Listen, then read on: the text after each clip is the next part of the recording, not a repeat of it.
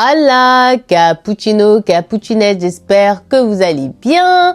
On se retrouve aujourd'hui enfin pour une nouvelle vidéo, une nouvelle story time. Horreur, Cappuccino, cappuccinette, j'espère que vous allez toutes et tous très très bien. Je suis trop contente de vous retrouver. J'ai essayé de trouver un petit temps pour vous faire une vidéo.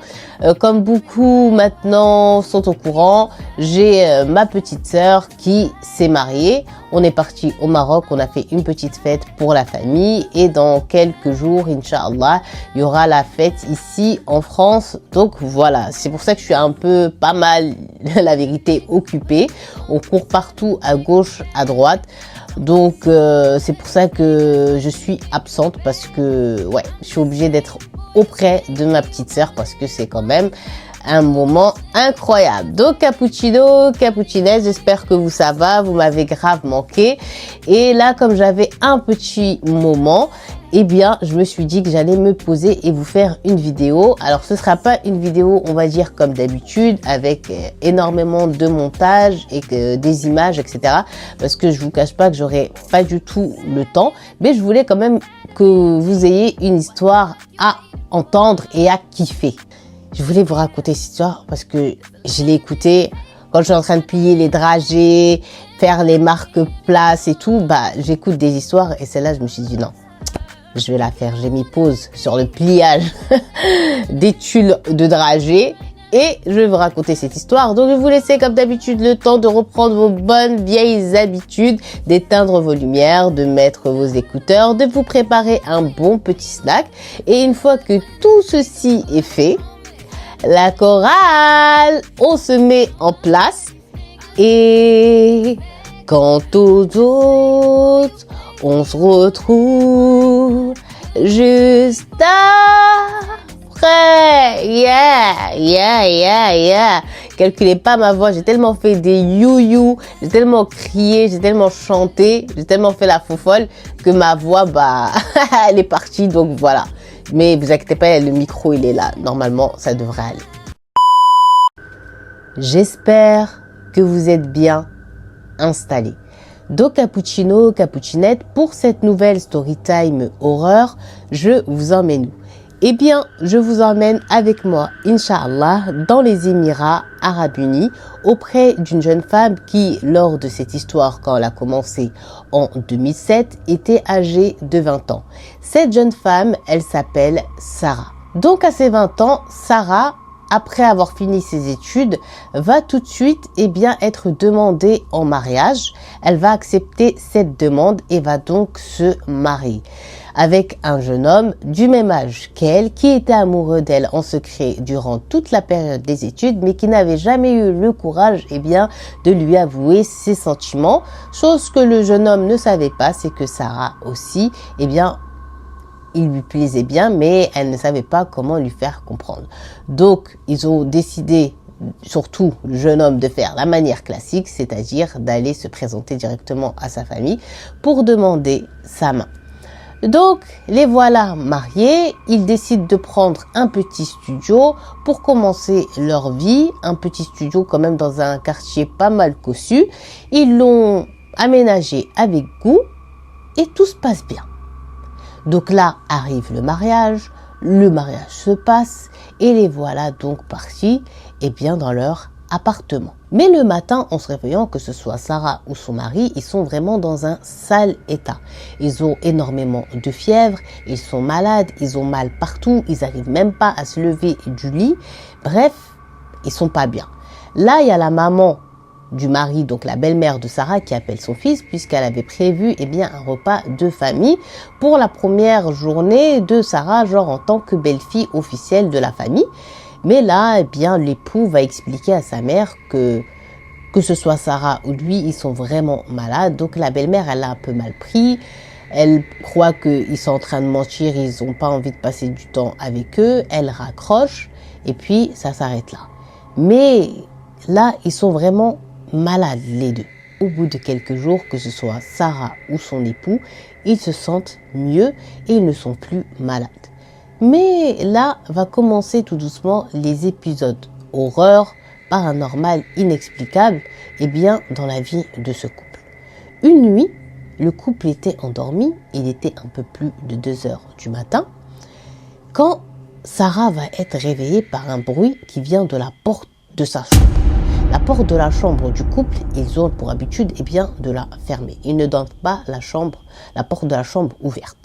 Mais cette porte, elle a une petite particularité qui est que au milieu de celle-ci, il y a comme une petite fenêtre, mais avec un verre, vous voyez, qui est pas comme une vitre. Tu peux voir s'il y a quelqu'un qui est derrière la porte, mais tu sais pas c'est qui. Tu vois, comme un effet brouillard, je sais pas comment expliquer. Je vous mettrai une photo. C'est carrément ce qui va se passer ici avec Sarah. Sarah, elle était endormie comme à son habitude, son mari aussi, quand tout d'un coup, il y a quelque chose en fait qui va la déranger dans son sommeil et elle va se mettre à se réveiller. C'est quoi? C'est qu'elle entend que derrière la porte de sa chambre, il y a quelqu'un qui est comme en train de griffer sur la porte, de griffer. Au début, elle pense qu'elle rêve et donc elle va se retourner pour avoir vu sur la porte de sa chambre. Et quand elle va se retourner, là, elle va être surprise parce qu'en fait, elle va voir quelqu'un, une ombre, forme humaine, qui est comme en train de les regarder de l'intérieur de la chambre.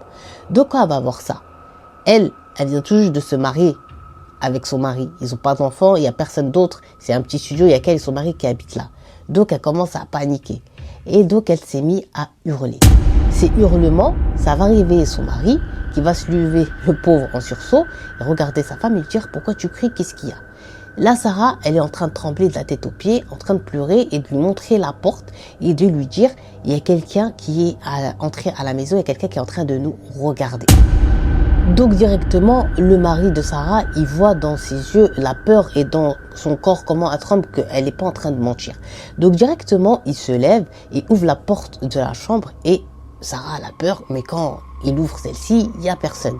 Il décide de faire un tour de tout l'appartement, chaque recoin, et il revient auprès de sa femme, il lui dit « Écoute, je crois que tu as rêvé, tu as fait un cauchemar, j'ai fait le tour, t'inquiète pas, Wallah, respire, il y a personne, il n'y a rien. » Et même, imagine que c'était un voleur, il va rentrer, il va prendre ce qu'il a à prendre, il va pas s'amuser à nous regarder, et il va partir. Donc, j'ai pas d'explication à te donner, si ce n'est qu'en gros, t'as rêvé. Mais, cappuccino, cappuccinette, Sarah, elle est sûre de ce qu'elle a vu et surtout de ce qu'elle a entendu.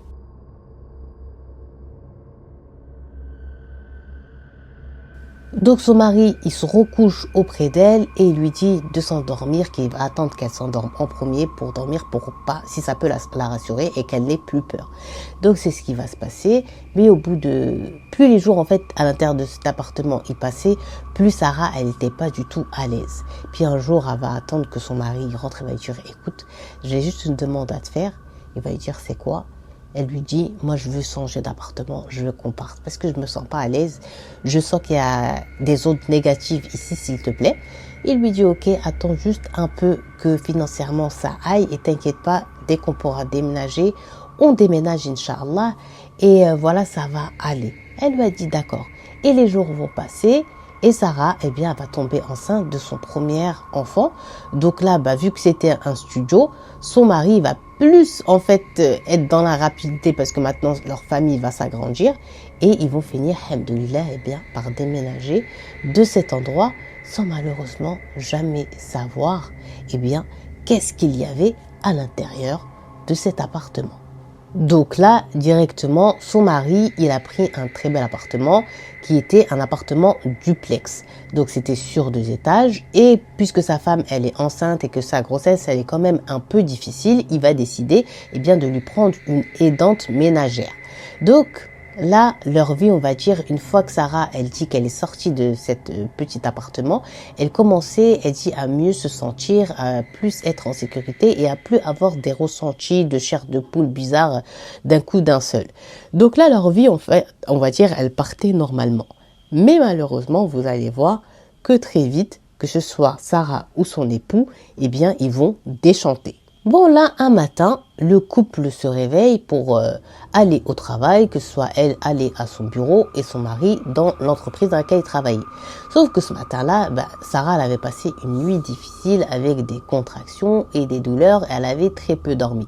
Donc son mari, quand il lui dit c'est l'heure qu'on se lève pour se préparer pour aller au travail, elle lui dit écoute, toi pars au travail, moi je vais appeler, je vais m'excuser parce que je me sens trop mal, j'ai besoin de dormir, j'ai passé une nuit horrible, etc. Donc son mari, il lui dit meilleure décision que tu peux prendre. Repose-toi, Inch'Allah, appelle juste ton travail pour les prévenir et nous, on se revoit, Inch'Allah, ce soir. Elle lui dit d'accord, son mari, il part au travail et maintenant, elle se retrouve pas seule à la maison puisque, comme je vous ai dit, il y a les Dantes, qui est avec elle. Mais elle va se remettre dans son lit pour dormir après avoir envoyé un message à sa responsable comme quoi elle n'allait pas venir parce qu'elle se sentait trop fatiguée.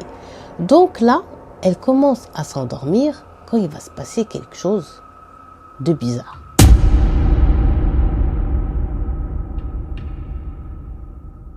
Donc Sarah, elle se recouche dans son lit et juste en face d'elle, quand elle est tournée sur son côté droit, lui fait face un miroir. Vous savez, les longs miroirs debout là, comme ça, quand on s'habille, là, on peut voir si on a du flot ou pas. Donc, elle a ce miroir comme ça et ce miroir comme ça, en fait, quand elle est tournée vers le miroir, elle voit en fait la porte de sa chambre via le miroir. Et là, elle est allongée, elle commence à partir dans le sommeil quand tout d'un coup,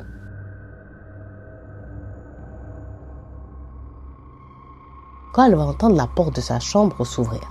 Sauf que, comme je vous ai dit, il y a l'aidante ménagère qui est à la maison. Sauf que celle-ci ne rentre jamais dans la chambre de sa patronne sans avoir frappé. Là, la porte directement, elle s'est ouverte et quand Sarah, elle veut se retourner pour savoir ce qui se passe, en fait, il y a comme quelque chose et surtout une douleur immense au niveau de son dos, qui l'empêche de se retourner. Donc, elle se tient à la balle, mais elle essaye de se retourner, mais impossible. Et donc, elle va regarder via le miroir pour voir en fait ce qui se passe derrière son dos. Et donc, en plus, avec la grossesse, elle est là, la malle, elle maintient son dos et elle commence à voir en fait dans le miroir comme la forme de son mari. Mais sauf qu'elle n'arrive pas à voir son visage parce que c'est comme si en fait qu'il essaye de se cacher pour pas qu'elle voit son visage. Et elle entend qu'il fouille, on va dire, comme dans les commodes et tout, qu'il prend quelque chose et qu'il repart et qu'il ferme la porte derrière lui. Et une fois que la porte derrière lui, elle était refermée, la douleur, elle avait disparu directement. Elle prend son portable, elle appelle son mari. Allô, allô? Dis-moi, est-ce que c'est toi qui es rentré à la maison? T'es rentré à la maison? Pourquoi t'es rentré? Là, son mari, il lui dit, attends, je sors. Qu'est-ce qu'il y a? Répète. Elle lui répète ce que je vous ai dit. Et lui dit, mais ça va pas, je suis au travail, je suis en pleine réunion là. Il se passe quoi? Donc quand elle entend ça, elle est choquée. Alors que dans le miroir, ça avait vraiment la forme de son mari, sauf que comme je vous l'ai dit, elle n'arrivait pas à voir son visage. Donc là, Sarah, elle n'arrive tellement pas à y croire qu'elle appelle sa femme de ménage. Celle-ci, elle vient en accourant, elle lui dit, écoute, est-ce que monsieur, il est rentré à la maison? Là, la femme de ménage, elle lui dit, non, il n'est pas rentré, madame. Et est-ce que c'est toi qui as ouvert la porte de ma chambre? Elle lui dit, non, madame, j'étais dans ma chambre. Quand je vous ai entendu m'appeler, je suis venue et vous savez que je ne rentre jamais sans votre permission dans votre chambre, ni sans avoir frappé. Donc là, cappuccinette, quand Sarah, elle entend ce que sa femme de ménage lui dit et ce que son mari lui a dit, elle est choquée. Elle commence à réfléchir dans sa tête et à se dire non, j'ai pas rêvé, je sais ce que j'ai vu, je sais ce que j'ai entendu, qu'est-ce que ça peut bien être? Elle commence à avoir peur et elle attend maintenant qu'une seule chose, c'est que son mari rentre du travail pour qu'elle discute avec lui sérieusement de toutes ces choses bizarres qui s'accumulent de jour en jour et qui deviennent inexplicables et surtout apeurantes. Donc une fois que son mari y rentre directement, elle l'appelle, elle lui raconte toute l'histoire. Son mari l'écoute, il lui dit écoute, c'était peut-être une paralysie du sommeil que tu as fait ou t'étais pas consciente. Elle lui dit écoute, j'étais bien consciente, voilà comment ça s'est passé, voilà comment ça s'est passé. Mais son mari, il n'arrive pas à y croire. Il n'a jamais cru à ce genre d'histoire-là et c'est pas aujourd'hui, selon lui, qu'il allait y croire. Donc, il va dire à sa femme, écoute, c'est sûrement la tension, la pression de la grossesse, la fatigue, toutes les émotions, les hormonates, les hormones qui sont en train de jouer avec tes ressentis, que tu crois que c'est vrai, mais c'est pas vrai. Mais au bout d'un moment, malgré tout, Sarah va commencer à croire que son mari, finalement, il n'a pas si tort que ça, vu que plus rien d'effrayant, d'apeurant, d'inexplicable va pendant un certain temps ne se passer. Jusqu'à en fait même qu'elle va accoucher, elle va mettre au monde une magnifique petite fille et leur vie va se propager pour le mieux. Pour elle, elle se disait ce qui s'était passé avant, c'est sûrement des choses qui peuvent arriver, mais comme ils n'y ont pas prêté attention, ces choses ont arrêté de les embêter et ils font leur vie chacun de leur côté. Mais malheureusement, dans mes histoires, vous savez, quand ça devient un peu trop calme, un peu trop ouais, j'ai rêvé, ça vous montre que c'est pas du rêve, que malheureusement c'est de la réalité. Donc un soir, Sarah, elle est avec sa petite fille dans le salon en train de regarder la télé et sa femme de ménage est en train de faire le repas du soir et elle attend son mari qui rentre d'une sortie avec ses amis. Et il faut savoir que dans leur appartement, leur duplex, à côté de l'entrée principale, il y a une petite pièce qu'ils ont aménagée comme une salle de sport et à l'intérieur de celle-ci, il y a un tapis. Vous savez, les tapis de course là. Et elle est en train de regarder la télé quand tout d'un coup, elle va se mettre à entendre le tapis de course en marche. D'un coup. En plus, vous savez, les tapis de course, ça fait du bruit et elle entend comme quelqu'un en fait qui est en train de courir dessus quoi. Il fonctionne le truc. Donc là, elle se dit mais il est rentré du travail, il est d'abord pensé à aller faire son sport que de venir saluer sa femme et sa fille. Non, lui, il n'est pas sérieux. Donc là, qu'est-ce qu'elle va faire, Sarah? Là, directement, Sarah, elle appelle sa femme de ménage, elle lui dit, écoute, est-ce que Baba, il est rentré à la maison? Et là, la femme de ménage, elle dit, oui, parce que moi aussi, j'ai entendu la salle de sport en marche. Elle dit, mais lui et les deux, ils rigolent. Elle dit, il est sérieux, il rentre, il nous dit pas bonjour. Ok, reste à côté de la petite. Elle lui dit, Sarah, je vais aller lui tirer les oreilles. Elle lui dit, ok, madame. Et elle part direction la salle de sport. Là, elle arrive devant la salle de sport. Elle ouvre la porte de la salle et elle est choquée. La lumière, elle est éteinte et le tapis, il est en marche tout seul. Donc là, Sarah, elle est rentrée dans la salle de sport, elle a regardé, elle a éteint la machine, elle a refermé la porte, et elle va voir sa femme de ménage, elle lui dit, écoute, t'es sûre que t'as vu Baba rentrer à la maison? Elle lui dit, non, j'ai pas vu, mais j'ai vu genre la porte et entendu la porte de la salle de sport genre s'ouvrir et se fermer et le tapis en marche, donc pour moi, il y a que lui genre qui fait du sport. Et elle rigole, la Sarah, elle lui dit, mais tu sais, j'ai été, il y a personne, mais le tapis, il était en marche. Donc là, elles rigolent les deux, mais elles rigolent nerveusement et elles sont apeurées. Donc là, Sarah, elle dit à sa femme de ménage de rester avec elle et ils restent les trois avec le bébé ensemble jusqu'à ce que le mari y rentre le soir de sa sortie avec ses copains. Dès qu'il rentre, il l'appelle, il raconte que ce soit la femme de ménage ou bien Sarah l'histoire au mari. Le mari, il les regarde et il va se mettre à rigoler et il va leur dire c'est bon, on est retourné encore dans les histoires bizarres, horreurs, flippou, Bon, écoutez, pour vous rassurer, ce que je vais faire, c'est que je vais essayer, Inch'Allah, de ramener un cheikh à la maison, un imam à la maison pour qu'il récite et s'il y a des choses que ça va partir, comme ça vous allez être rassurés. Surtout, arrêtez de vous faire des films. Donc là, les deux, elles ont juré qu'elles n'ont pas du tout rêvé, que c'était bel et bien réel et que ça commençait à faire vraiment peur, quoi. Et là, Sarah, elle lui dit, arrête de te moquer, c'est parce que toi, tu vis pas et tu ressens pas ce que nous, on vit, parce que c'est nous qui sommes à la maison, toi, tu es souvent à l'extérieur. Le mari lui dit, ça n'a rien à voir, mais c'est que moi, j'ai jamais voulu croire à ces histoires. Et tant que j'aurais pas vu, ni entendu de mes propres yeux quelque chose, je serai toujours comme ça. Donc, un soir, la femme de ménage est dans sa chambre endormie depuis plusieurs heures déjà. Et la petite fille, le bébé, est dans sa chambre aussi endormi. Et donc, les parents, ils décident de se faire une soirée cinéma dans leur chambre. Et ils sont concentrés à fond dans un film. Tout se passe bien jusqu'à là, quand tout d'un coup, ils vont entendre quelqu'un qui frappe à la porte, mais d'une manière très violente et apeurante. Là, le mari, il a sursauté plus que son épouse. Et son épouse aussi avait peur, mais elle savait que c'était les choses qui n'étaient pas normales, qui se manifestaient, on va dire, de nouveau. Donc, en fait, elle était un peu contente, elle dit, Sarah, dans son fort intérieur, que son mari, il vive ce qu'elle vivait au quotidien quand elle lui disait, il la croyait pas là il n'y a pas de doute à avoir.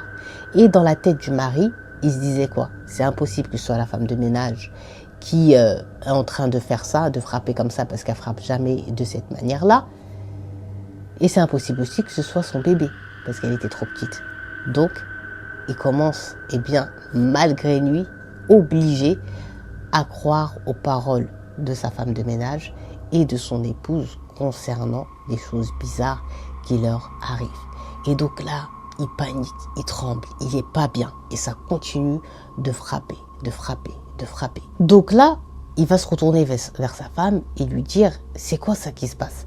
Sa femme, elle va rigoler. Sarah, elle va lui dire « C'est une des choses, classiques. Moi, j'ai l'habitude qu'il peuvent arriver des choses que je te raconte, mais que toi, tu n'arrives pas à croire. » Donc là, son mari, il va se lever de son lit, mais de manière très prudente et d'un coup d'un seul, ouvrir la porte de la chambre.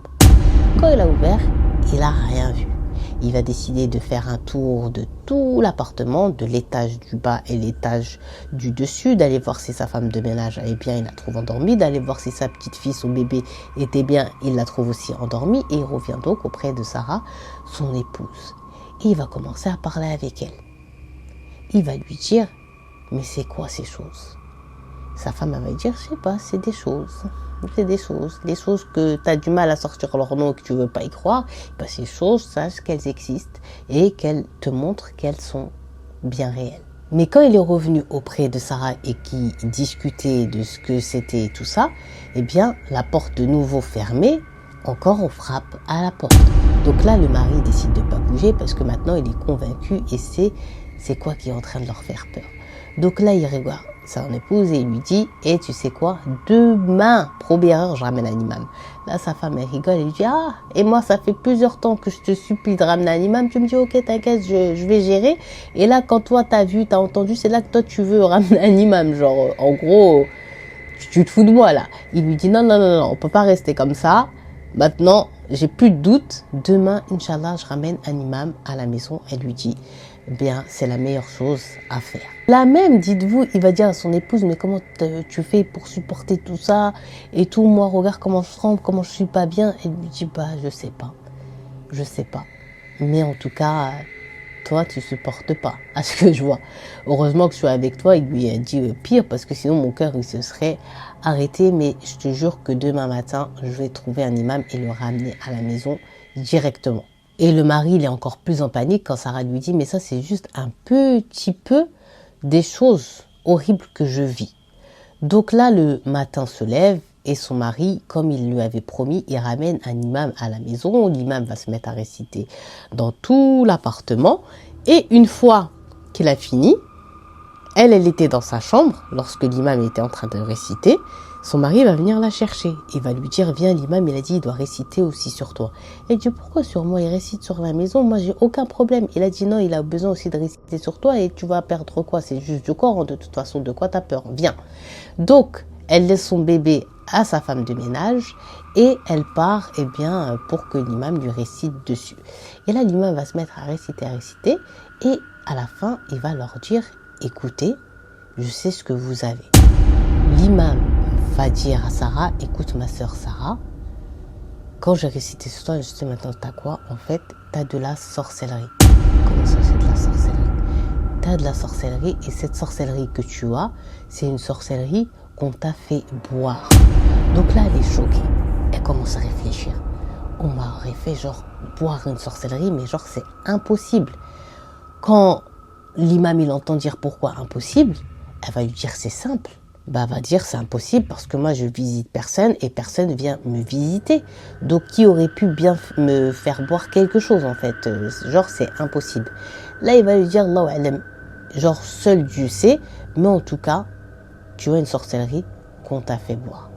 Donc là, que ce soit Sarah ou son mari, ils ont mal à la tête parce que en fait pour eux, ils fréquentent personne. Et ceux seulement qui fréquentent, c'est qui? C'est la famille. Et encore, c'est la famille vraiment proche, soit les parents de son mari, soit ses parents à elle. Donc c'est vraiment mystérieux tout ça. Donc là, une fois que l'imam est parti, Sarah va dire à son mari, écoute, l'imam que tu as ramené, machallah, bon, il sait lire et tout, mais je crois pas qu'il m'a bien diagnostiqué. peut-être il voulait dire qu'on nous a jeté une sorcellerie devant la maison et qu'on a marché dessus, ça encore c'est possible. Mais qu'on m'ait fait boire quelque chose à moi, me faire boire, je fréquente personne, je vais chez personne, donc ça c'est impossible, il y a une erreur dans les calculs de l'imam. Donc là, cette nuit-là, Sarah, elle dort et elle va commencer à faire un cauchemar. Elle va rêver de quoi? Elle va rêver qu'elle voit des choses bizarres, apeurantes qui entrent dans sa maison et qui en sortent normales et elle est au milieu de tout ça, mais les choses la touchent pas, ne lui font pas de mal, ils font leur vie comme s'ils la voient pas, mais dans sa maison. Et elle, genre, elle se voit dans ce cauchemar-là, au milieu de toutes ces choses apeurantes, en mode visage choqué, qui veut crier mais qui n'y arrive pas, qui veut bouger mais qui n'y arrive pas. Et plus ça va, plus en fait, ça augmente cette quantité de choses étranges dans sa maison. Donc là, elle va se lever en sursaut de ce cauchemar en criant et son mari, il va se réveiller, il va lui dire qu'est-ce qui t'arrive, elle va lui raconter le cauchemar et il va lui dire, donc son mari, il va lui dire de pas trop s'inquiéter, que c'était sûrement les bienfaits de l'imam, de la récitation qu'il a fait sur lui, qu'elle était justement en train de commencer à guérir. Donc ça va pas s'avérer si faux que ça, puisque à partir de ce jour-là où l'imam est venu à la maison qu'elle a fait ce cauchemar, toutes les autres nuits, elle va commencer qu'à faire des cauchemars où ces choses vont maintenant lui parler et la menacer. La menacer que si tu ramènes cet imam encore une fois ou n'importe quel autre imam dans la maison, on va te faire du mal, mais pas à toi directement, mais plutôt on va s'attaquer à ta petite fille. Vous imaginez ? Donc là, Sarah, elle va commencer à vivre un autre cauchemar de plus faire confiance à personne. Elle va commencer à avoir des accusations envers tout le monde. Déjà, un jour, il y a sa femme de ménage qui va venir la voir et qui va lui dire « Ne ramène plus un imam à la maison, etc. etc. » Directement, quand elle a entendu sortir ça de la bouche de sa femme de ménage, elle va se retourner vers elle, elle va lui dire « Pourquoi ?» La femme de ménage, elle va dire comme ça parce que ça sert à rien, je sais pas, bref. Et elle va continuer de faire son ménage. Donc là, directement dans sa tête, Sarah va se dire, non mais attends, ça se trouve que c'est elle en fait qui me fait de la sorcellerie, qui me fait boire des choses parce qu'elle a accès à ma nourriture et à mes boissons. C'est peut-être elle qui me fait quelque chose. Mais là, très vite, elle va l'enlever du banc des accusés puisqu'elle va se rappeler que les choses étranges comme ça ont commencé bien avant que celle-ci soit dans leur vie. Donc, elle n'est plus dans le banc des accusés, la femme de ménage. Et puis, des fois maintenant, elle commence à regarder son mari. Peut-être qu'il avait envie de prendre une autre femme, peut-être qu'il voulait plus d'elle. Bizarre. Donc, même vers lui, elle va commencer à avoir des soupçons. Et elle va commencer, la pauvre, à plus être tranquille, même au sein de sa propre maison. Vous vous rendez compte? Et ne plus faire confiance à la personne qu'elle est censée aimer le plus au monde, c'est-à-dire son mari. Elle commence vraiment à être la pauvre folle. En plus, elle entend des voix maintenant dans sa tête qui lui disent c'est lui, c'est elle. Fais attention, etc., etc. Donc la pauvre, elle commence petit à sombrer. Pour Sarah, pour essayer de reprendre une vie normale et plus vivre comme ça dans le doute permanent, elle va demander à son mari, est-ce qu'il peut lui trouver un autre imam pour avoir un autre diagnostic, pour savoir peut-être que le premier, il a pas bien su savoir en fait ce qu'elle avait et qu'il avait dit juste ça genre en gros pour donner quand même un diagnostic, mais peut-être un autre avis. C'est comme dans le médical, deux avis en valent mieux qu'un. Donc il va lui trouver un autre imam et ils vont partir chez lui, mais le problème c'est que celui-ci va dire mot pour mot que le premier imam, qu'elle a bu une sorcellerie, mais sauf que lui, il va donner une différence de la cause de cette sorcellerie. Pourquoi on lui aurait jeté ce sort-là contre elle? Eh bien, c'est simple, c'est juste pour qu'elle divorce, pour faire du mal à son couple, pour la séparer de son mari par pure jalousie. Mais il peut pas lui dire si c'est un homme, si c'est une femme, mais en tout cas, il peut lui dire que c'est une sorcellerie de tafriqi pour divorcer. Mais ce deuxième imam, il lui dit de surtout pas s'inquiéter et qu'il va, Inch'Allah, rester avec elle jusqu'à la soigner totalement. Donc, ils repartent à la maison un peu plus apaisés de savoir que, bon, il faut qu'ils mettent cette information dans la tête, qu'elle a bien bu une sorcellerie et que, alhamdoulilah, normalement, ils vont réussir, à les soigner. Et cette nuit-là, elle va avoir envie de se lever pour aller, hachakoum, aux toilettes faire pipi. Son mari est endormi, elle va faire pipi, elle revient pour se remettre au lit et là elle va s'arrêter. Pourquoi elle va s'arrêter? Parce qu'elle va voir sur son mari, endormi sur son torse, un cobra. Un cobra. Donc elle est en panique, elle arrive ni à crier, ni à bouger. Elle ne sait pas si elle crie cette chose, elle peut paniquer, piquer son mari. Si son mari il voit ça sur lui, comment et quelle sera sa réaction? Donc la pauvre, elle est perdue, elle ne sait pas quoi faire. Et cette chose, ça la regarde avec des yeux rouges et genre comme si ça la narre, quoi. Mais au bout de quelques minutes, son mari, c'est comme s'il va avoir un ressenti, il va ouvrir ses yeux et il va voir, eh bien, ce serpent et pam, lui donner un coup, il le tapait, il se levait tout de suite du lit, apeuré, aller auprès de sa femme et lui dire, chefté, genre, en gros, t'as vu, Hadelfar, genre, ce rat. Sa femme, elle le regarde, elle lui dit, quel rat? Elle rigole nerveusement, elle lui dit, c'était un serpent qui était sur toi, mais j'arrivais même pas à t'appeler ou à crier tellement j'étais traumatisée, choquée par la vision que j'avais. Son mari lui dit, t'es sûr? Et il allume la lumière et commence à faire le tour de la chambre. Et il n'y a ni rat, ni serpent. Il trouve rien. Donc là, le mari lui dit, écoute, on va rester en contact, on va se soigner, toi et moi, avec cet imam. Et il va réussir, Inch'Allah, j'espère, à nous sauver. Parce qu'en fait, la solution, ça ne va pas être de déménager. Le truc, malheureusement, il est surtout en toi. Genre, tu as bu cette sorcellerie. Donc, il faut qu'on arrive à le fuck, c'est-à-dire à l'ouvrir. Et là, Sarah regarde son mari, elle lui dit, t'as raison. Mais la nuit d'après, elle était de nouveau, Sarah, endormie, quand elle va commencer encore à rêver de ces choses étranges, apeurantes dans sa maison, qui viennent lui parler et qui l'ont menacée. Et qui lui ont dit, on t'avait dit d'arrêter avec tes histoires d'imam, de shir et tout ça, tu veux pas. Et bien, on va commencer à faire du mal à ton bébé. Et dès qu'ils lui ont dit cette phrase-là, elle entend, eh bien, dans la chambre de sa fille, qu'elle pleure, qu'elle a lâché un cri, le bébé est apeurant. Donc la mère, donc Sarah se lève en courant en direction de la porte de la chambre de sa fille, elle l'ouvre, elle rentre à l'intérieur de celle-ci, la petite était paisiblement endormie. Et là, pour Sarah, c'est un cauchemar parce que les choses lui parlent quand elle est éveillée, quand elle est endormie, elle voit des choses se déplacer dans sa maison, quand elle va voir, elle trouve personne, elle entend que ça rigole, que ça danse, que ça crie, des choses rentrer dans sa chambre et en sortir. Bref, elle commence, la pauvre, à sombrer.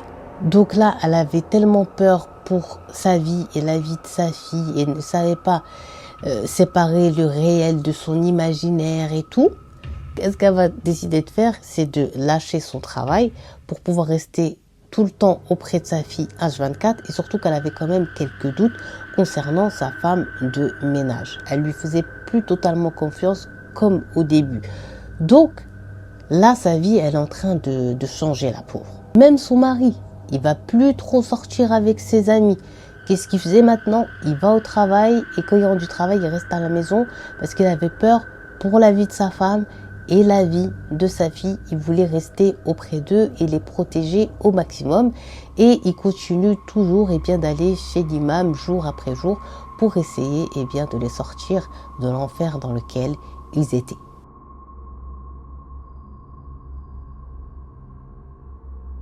On est le soir tard, que ce soit le bébé ou la femme de ménage, ils sont endormis chacun de leur côté. Quand là, ils vont être coupés dans leur discussion, Sarah et son mari, par le bruit de quelque chose qui est en train de voler dans les airs. Quand ils vont se lever, suivre le bruit, ils arrivent dans la chambre de la petite fille. Elle avait un petit jouet, vous savez, comme les poupées fées là. Les poupées fées qui volent un peu, genre un peu vite fait, et ça redescend. Mais là, elle dit, Sarah, la poupée, là, elle est en train de voler, tournoyer comme jamais ça avait fait ça, quoi. Ils étaient en panique parce qu'ils savaient que c'était pas normal. Et la poupée, elle tourne. Et ils sont la bouche grande ouverte et ça faisait un bruit vraiment impressionnant. Et ce genre de jouet-là, ça marche soit avec des piles, soit avec une batterie. Donc le mari, après plusieurs tentatives d'attraper ce jouet, il va finir par y parvenir. Et quand il va regarder à l'arrière, il n'y a pas de batterie. Il ouvre le socle à pile, il n'y a pas de pile. Alors, expliquez-moi comment c'est en train de voler comme ça, là, en train de faire la ballerine dans les airs. C'est bizarre. A'oudou billahi minash shaitanir rajim. Donc directement, Sarah, elle a dit à son mari, écoute, on prend le lit de la petite, on la ramène, elle dort avec nous jusqu'à que toute cette histoire, elle sera réglée. Même si elle reste avec nous jusqu'à 55 ans, elle va pas dormir toute seule. Parce que comment ça peut voler, il n'y a ni batterie, ni pile. Un jour, ça peut faire du mal à ma fille ou ils peuvent la faire voler comme ça, on ne sait jamais. Je préfère qu'elle soit avec nous.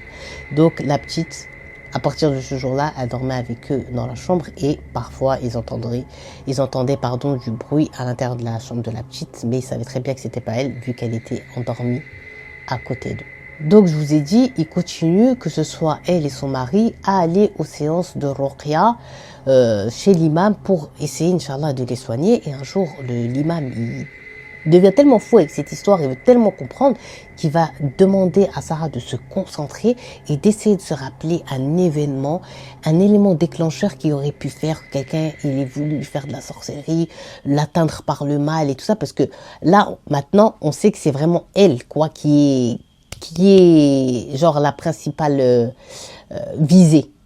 C'est pas son mari. Son mari, genre, on va dire, c'est un dommage collatéral.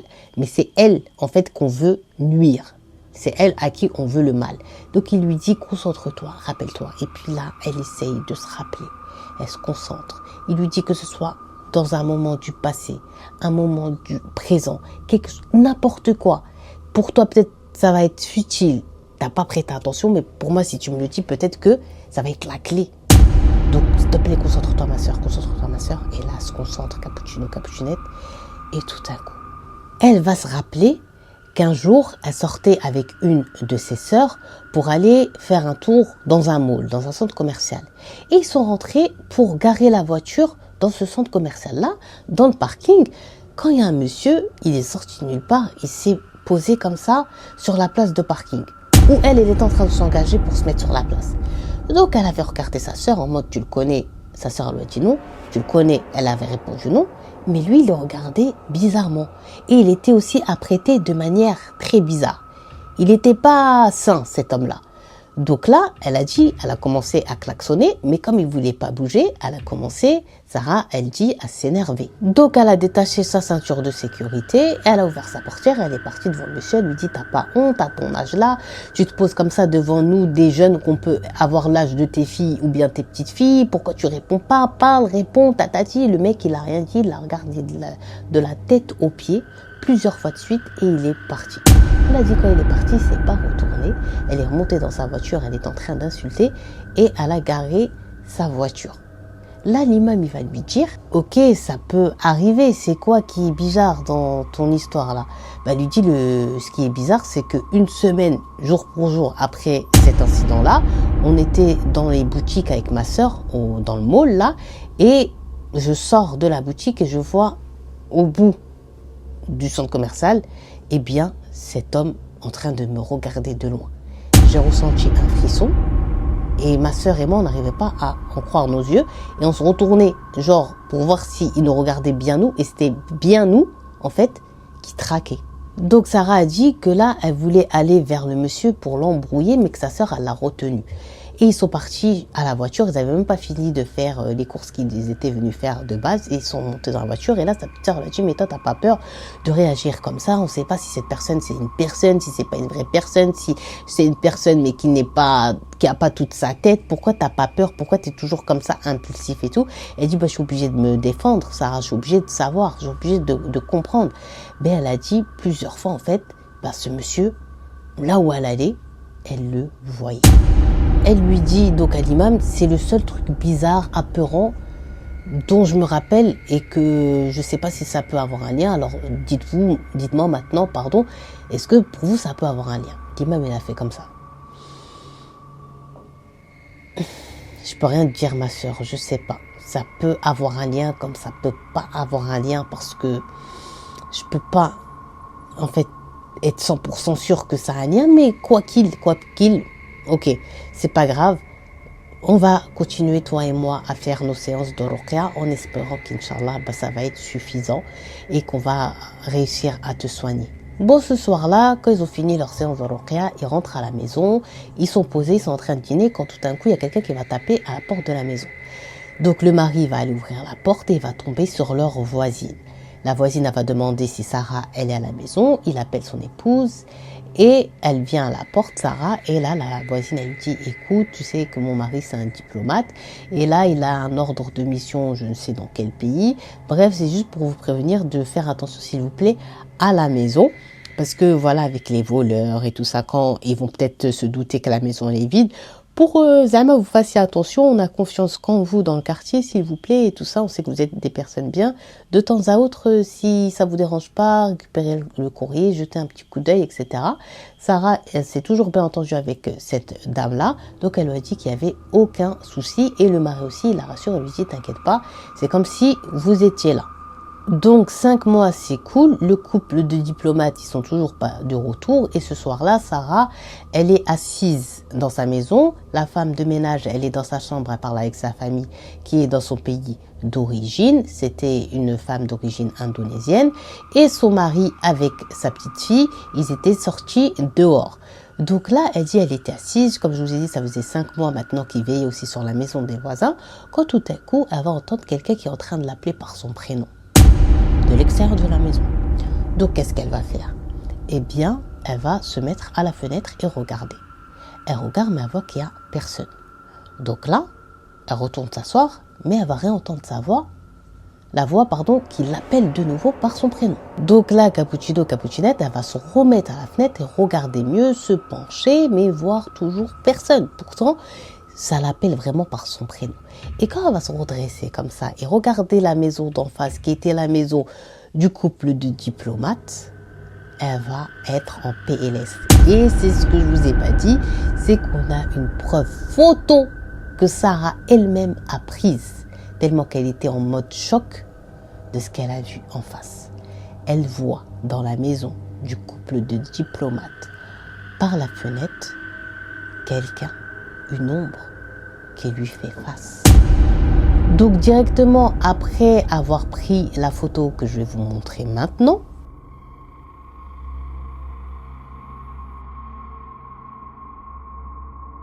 Sarah elle se munit de son téléphone portable et compose le 911. Elle appelle la police et elle leur dit de venir puisqu'il y a des voleurs ou il y a quelqu'un dans la maison d'en face. Mais la maison d'en face, ça fait 5 mois que les propriétaires ne sont pas à l'intérieur de celle-ci.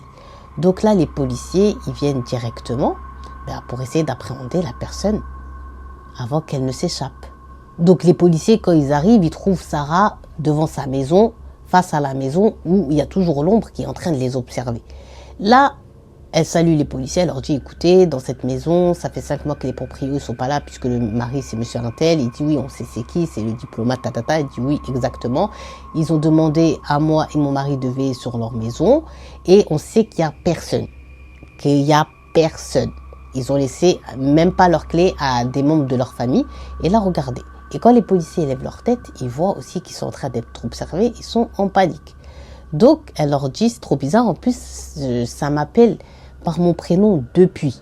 Donc là, les policiers, ils disent, eh bien, à Sarah, on est désolé, mais est-ce que vous connaissez pas quelqu'un de la famille du monsieur ou bien de la femme qui peut venir et pour qu'il nous donne l'ordre en fait, parce que même si à vous vous ont demandé de veiller, vous n'êtes pas quelqu'un de leur famille, il faut quelqu'un de leur famille qui nous dise c'est bon, on peut rentrer pour qu'on puisse rentrer voir. Mais genre, nous on n'a pas le pouvoir et c'est interdit qu'on entre comme ça dans la maison, surtout que voilà, d'apparence il y a rien qui dit qu'on rentre parce qu'il y a un danger quelconque ou quoi.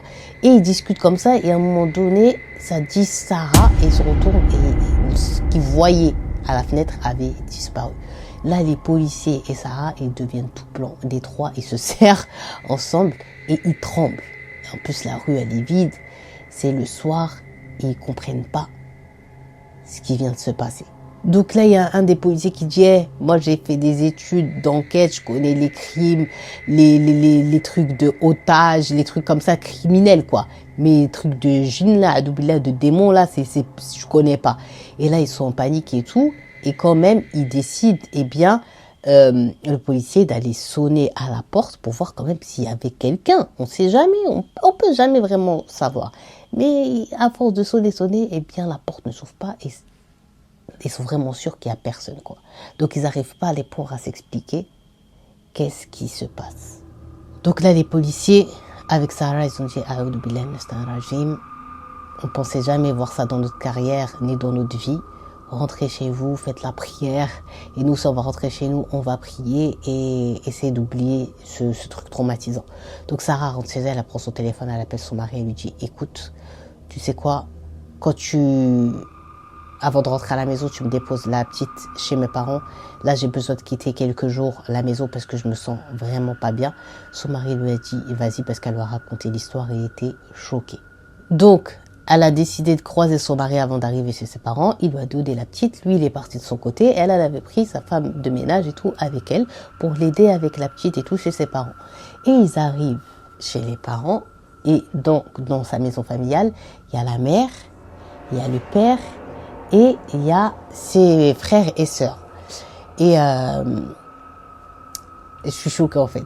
Je vais vous mettre une autre photo que Sarah a prise parce que quand elle arrive dans la maison de ses parents, au bord d'une des chambres une de ses sœurs, elle va voir quoi? Un chat noir avec des yeux apeurants qu'elle va prendre trac en photo et elle va rentrer chez sa famille en disant apeurée.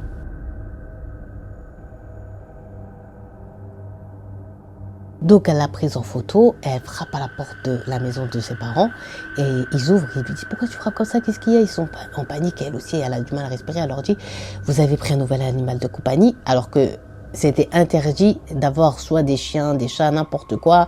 La maman et le papa ils n'aimaient pas les bêtes domestiques et tout, ils ont dit non mais ça va pas, tu sais très bien que nous on n'a jamais accepté que vous ayez un chat, un chien, n'importe quoi et tout. Elle dit bah venez et tout, regardez et quand ils sont repartis, eh bien ce chat-là avait disparu. Donc elle leur dit, elle leur montre la photo, il dit on ne sait pas, on l'a jamais eu.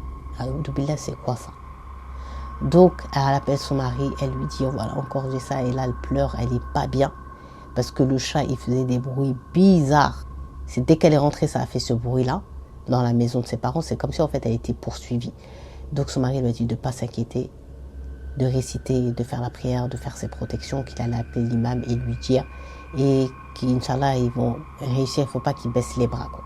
Mais malheureusement, cette histoire, comme je vous ai dit, elle a commencé en 2006, jusqu'à aujourd'hui, elle est encore malade.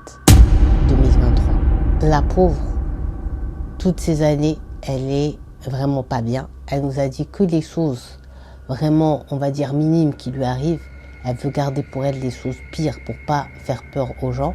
Mais pourquoi elle raconte son histoire? C'est dans l'espoir que quelqu'un il entende ce qui lui arrive et qu'il la dirige vers un imam qui saura une bonne fois pour toutes la débarrasser des choses qui la poursuivent depuis des années, malgré plusieurs déménagements d'affilée, malgré tout ce qu'elle fait sérieusement, malgré tout ça, bien ces choses refusent de la laisser tranquille, elle est traquée et parfois elle s'en prenne même à ses enfants parce que maintenant elle a eu d'autres enfants et tout, donc c'est vraiment horrible. Et donc imaginez-vous, de 2006 jusqu'à 2023, elle est encore prisonnière d'un monde qu'elle ne connaît pas, d'un monde occulte, d'une sorcellerie, et elle ne sait toujours pas qui est derrière tout ce mystère. Donc faites-lui vos invocations et vos prières, et c'était l'histoire de Sarah et de cette sorcellerie qui ne sait d'où elle vient.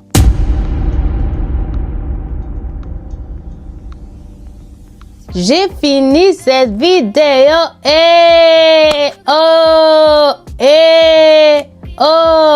Cappuccino, cappuccinette, j'espère que vous allez bien. Donc cette histoire, elle mélangeait aussi un autre thème qui était la sorcellerie. Cette histoire a fait peur parce que on comprend pas, on sait pas d'où ça a pu venir, on sait pas ce qui lui a fait boire ça. Moi je sais que, enfin je pense, c'est pas je sais, je pense que c'est quelqu'un de proche d'elle. Elle a pas tant d'amis que ça, elle dit, donc c'est peut-être quelqu'un même de sa famille.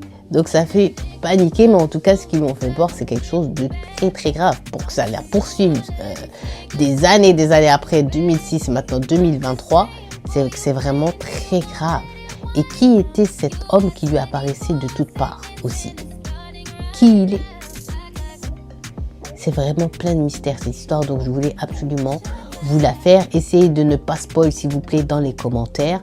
Et si vous voulez me dire vos analyses, venez me les dire sur Snap ou Insta. Si vous avez regardé cette vidéo jusqu'à la fin et que vous êtes encore ici, je vous en remercie. Et bien mettez-moi mon petit like. N'oubliez pas de vous abonner, de partager cette vidéo et de venir me suivre sur mes autres réseaux sociaux. D'ici là, je vous fais de gros bisous. Je ne sais pas quand est-ce que sera la prochaine vidéo, sans doute après le mariage de ma petite sœur, quand mon esprit sera un peu plus libéré. D'ici là, je vous fais de gros bisous et je vous dis à très très vite. Ciao!